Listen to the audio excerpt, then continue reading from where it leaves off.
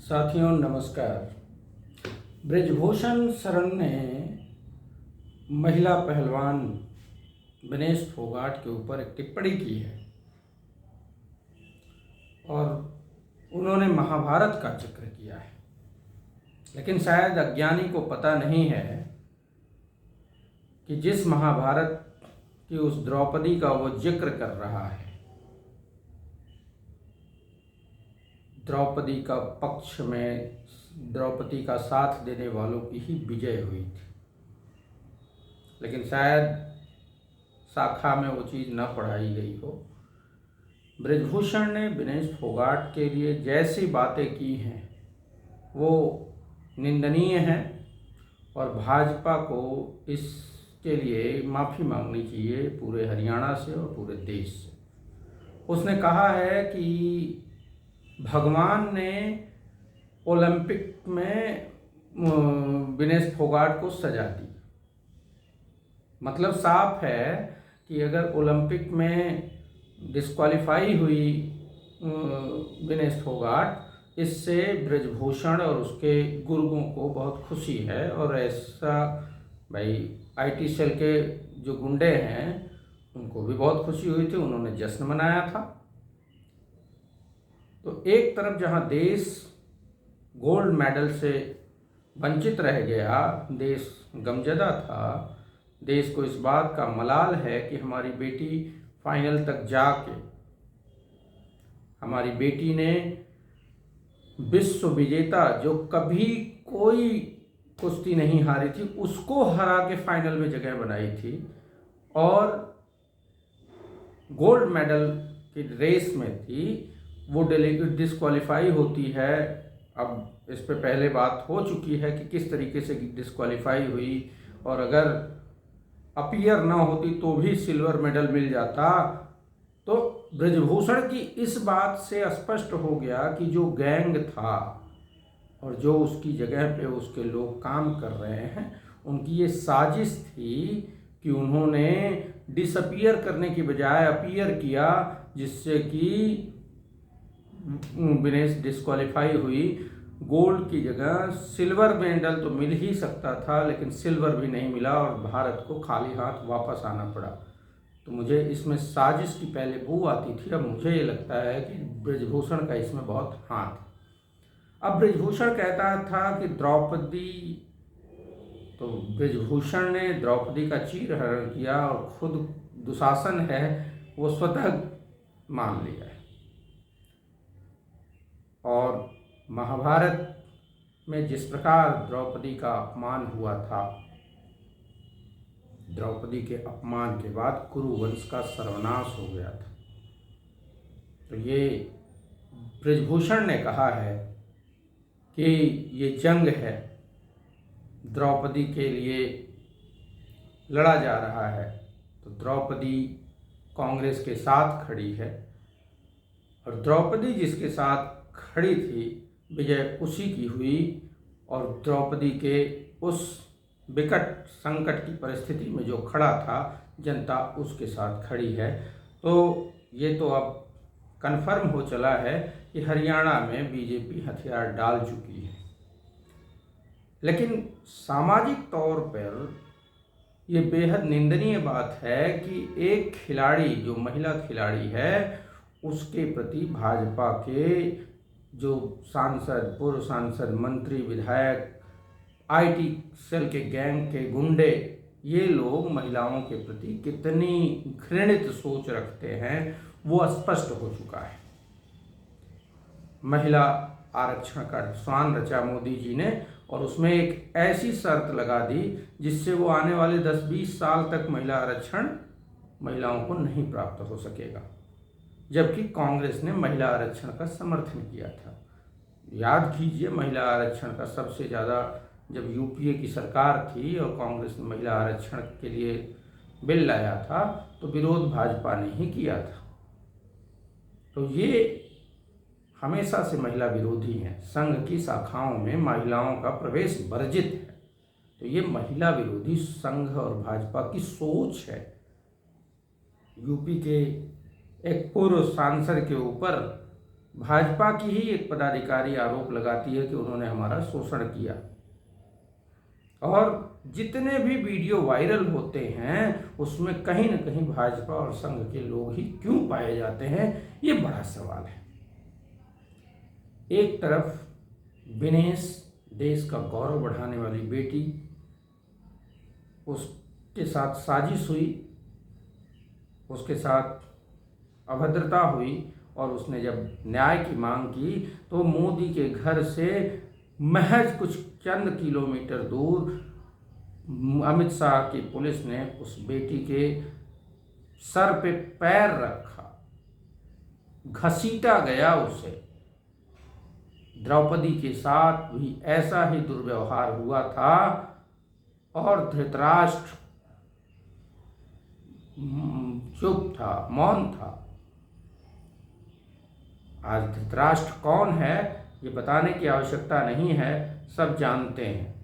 इसी प्रकार मणिपुर में बेटियों को नग्न करके घुमाया जाता है, सामूहिक तौर पे सार्वजनिक रूप से लोगों के सामने गैंग रेप किया जाता है और वहाँ का मुख्यमंत्री आकर कहता है कि ये इकलौता मामला नहीं, ऐसे हजारों मामले हैं। बावजूद इसके वहाँ के लॉ एंड ऑर्डर की बात संभालने के लिए वहाँ राष्ट्रपति शासन नहीं लगाया जाता है, वहाँ के मुख्यमंत्री की बात नहीं की जाती है। और सोचिए कि वो गोदी मीडिया जो इधर बलात्कार के बंगाल की घटना पे चर्चा तो करती है और लंबे समय से कर रही है, लेकिन मणिपुर पे 3 दिन की भी डिबेट नहीं होती है। इस बात को सोचिए कि ये गोदी मीडिया हमारे समाज को कहाँ ले जाना चाहता है। गोदी मीडिया बलात्कार, दुष्कर्म और महिलाओं के खिलाफ अपराध जैसे घृणित मामलों को भी सत्ता पक्ष और विपक्ष में बांटकर हमको आपको बांटना चाहता है। सवाल तो ये खड़ा हो रहा है कि क्या पत्रकार की नैतिकता इस तरह खत्म हो चुकी है पत्रकारों की, जो गोदी में जाकर बैठ गए हैं और ब्रॉडकास्टिंग बिल लाके उन पत्रकारों का मुंह भी बंद कराने की कुत्सित प्रयास इस मोदी सरकार ने किया था, जिसको विपक्ष के विरोध की वजह से ठंडे बस्ते में डाला गया। तो ये मोदी सरकार चाहती है कि इसके खिलाफ, इसकी कमियों को उजागर करने वाले लोगों को मौन करा दिया जाए, इनके खिलाफ कोई बोलने वाला ना हो। यही तानाशाही है। ये लोग बात इमरजेंसी की करते हैं, लेकिन इमरजेंसी में जब निषेधाज्ञा, राज आज्ञा का निषेध घोषित कर दिया गया तो संविधान की धाराओं के तहत राष्ट्रपति शासन लगाया गया था और उसके लिए ये रोना रोते हैं। लेकिन आज जो हो रहा है कि जो भी व्यक्ति इनकी गलत नीतियों का विरोध करेगा उसको जेल में डाल दिया जाएगा, उसको फर्जी मुकदमों में फंसा दिया जाएगा, उसके खिलाफ ईडी, सीबीआई, इनकम टैक्स की रेड होने लग जाएगी। ये क्या है? ये आपात स्थिति नहीं है। इनके शिखर पुरुष, जिनको भारत रत्न भी अभी मोदी जी ने दिया है, लाल कृष्ण आडवाणी जी कहते कि यह अघोषित आपातकाल है। सोच लीजिए कि जब इनके शिखर पुरुष, भाजपा के संस्थापक सदस्य लाल कृष्ण आडवाणी ये कहते हैं कि देश में अघोषित आपातकाल है, फिर क्या बचता है? बावजूद इसके जो मेन स्ट्रीम मीडिया है, जो मोदी जी की गोद में बैठा है, उसको कोई फर्क नहीं पड़ता है, उसको कोई मतलब नहीं है। वो बलात्कार, दुष्कर्म जैसी जघन्य घटनाओं को भी 2 चश्मों से देखता है, विपक्ष के राज्यों के और सत्ता पक्ष के। वो ऐसे देखता है कि अगर भाजपाई ने बलात्कार किया है तो उस पर खबर नहीं चलानी है और किसी अन्य राज्य में किसी अन्य व्यक्ति ने किया है तो उस पर खबर करके छाती पीटना है।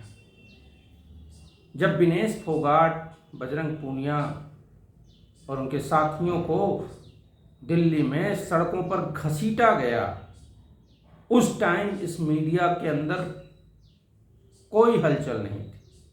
इस मीडिया ने एक दिन भी डिबेट नहीं कराई कि ये सरकार क्या कर रही है। ये वो बेटियां हैं जिन्होंने देश का गौरव बढ़ाया है। ये वो बेटियां हैं जो देश के लिए मेडल जीत कर लाती हैं। वैसे तो हर बेटी की चिंता होनी चाहिए। अगर हर किसी भी बेटी जो प्रोटेस्ट कर रही है उसको इस तरीके से घसीटा जाए तो मीडिया को उसके लिए बात करनी चाहिए, उस पर डिबेट होनी चाहिए, लेकिन मीडिया उस पर बात नहीं। और ये तो वो बेटियां हैं जिन्होंने विश्व में भारत का सिर ऊंचा किया है, भारत का मान बढ़ाया है। उन बेटियों के लिए आज जब ब्रिजभूषण ये कहता है कि ओलंपिक में भगवान ने सजा दी, इसका मतलब है कि जो विनेश फोगाट के खिलाफ जो चीज़ें हुई जिससे वो डिस्क्वालीफाई हुई, इसमें ब्रिजभूषण के सिस्टम के लोग थे, इसके अपने समर्थक थे जिन्होंने साजिश के तहत डिस्क्वालीफाई कराया। देश से ब्रिजभूषण, मोदी और इस सरकार को माफ़ी मांगनी चाहिए कि देश गोल्ड से वंचित रह गया, देश का मान मर्दन हुआ और ये देशद्रोह की श्रेणी में आता है। ब्रिजभूषण के खिलाफ कार्रवाई होनी चाहिए। ब्रिजभूषण के आगे नरेंद्र मोदी नतमस्तक हो जाते हैं कि ब्रिजभूषण को नहीं देंगे तो उसके बेटे को टिकट देना पड़ जाता है।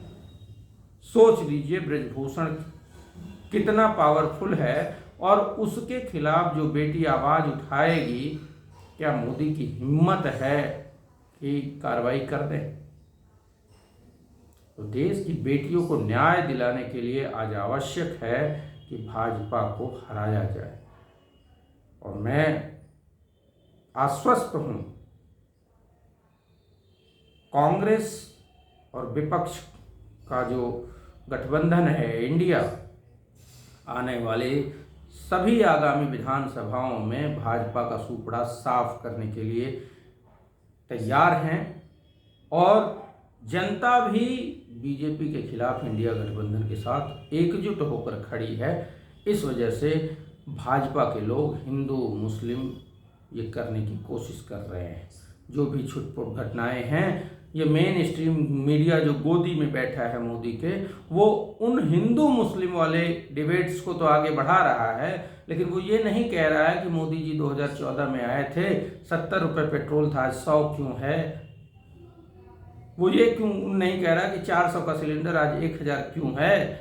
वो ये नहीं कह रहा कि जो खाद 200-300 रुपये बोरी थी आज वो 1500 रुपये बोरी क्यों है।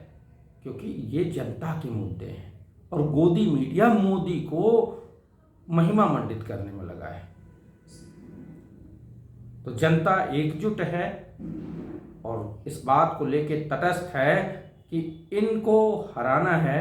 गोदी मीडिया मोदी को जिताना चाहता है, लेकिन गरीब जनता इंडिया को जिताना चाहती है, कांग्रेस को जिताना चाहती है। और ब्रिजभूषण के उस वाक्य से शायद माता सरस्वती ने ये प्रेरणा दी कि उसने महाभारत का जिक्र कर दिया। तो इतिहास खुद को दोहराता है। द्रौपदी जिसके साथ है जीत उसी की होती है। याद रखना ब्रिजभूषण, कुरुवंश का सर्वनाश हो गया था महाभारत में द्रौपदी के अपमान के लिए, और तुमने भी विनेश फोगाट का अपमान किया है। तुम्हारी सरकार ने, भाजपा ने, IT सेल के गुंडों ने देश की बेटी विनेश का अपमान किया है। तुम्हारा भी सर्वनाश तय है। धन्यवाद।